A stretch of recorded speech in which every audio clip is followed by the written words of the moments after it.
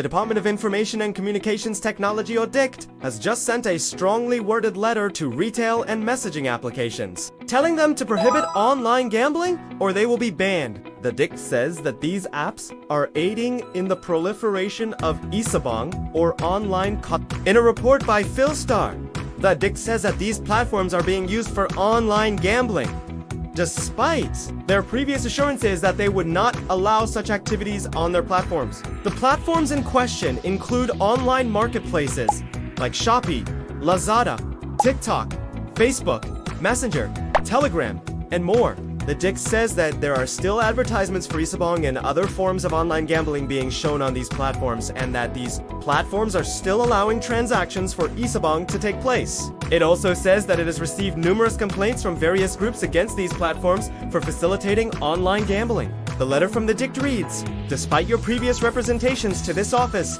that your platforms do not allow online gambling, particularly isabong, our office has received numerous complaints from various quarters on the prevalence of isabong and other forms of online gambling being facilitated through your platforms." It continues as such, "We are giving you 1 week from receipt of this letter to submit a comprehensive report on the measures that you have put in place to prohibit, prevent, and stop online gambling, particularly isabong, on your platforms. Failing which, we will be constrained to conclude that your platforms are aiding and abetting in the proliferation of isabong and other forms of online gambling." Shopee, for example, was reported to have hosted several isabong events with the DICT, saying that they were able to trace back the organizers of these events to accounts under Lazada, on the other hand, had isabong-related keywords and links being shown in their search results.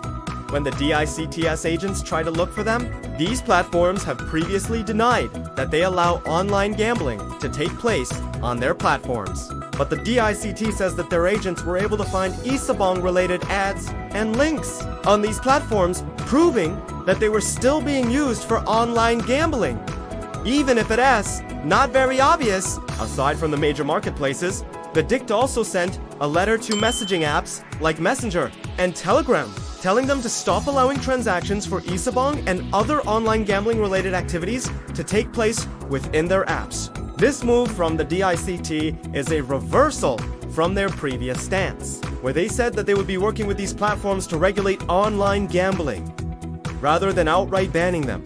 This new hard stance from the DICT might be due to the continued complaints from different sectors regarding these platforms and how they are facilitating online gambling. It remains to be seen how these platforms will respond to this new development, and what actions they will take to ensure compliance with the DICT's demands. But one thing is for sure, this will likely have an impact on how online gambling is conducted in the country, as these platforms are currently the most popular avenues for Filipinos to engage in isabong. What do you think about this move from the DICT? Will it effectively stop online gambling? Or will the latter just go underground? Let us know your thoughts in the comments below. If you enjoyed this video, be sure to drop a like, subscribe for more content, and hit the bell icon to be notified of our latest uploads. You can also visit our site for the latest tech news and reviews. Once again, this has been your host. Stay safe, and I'll see you in the next one.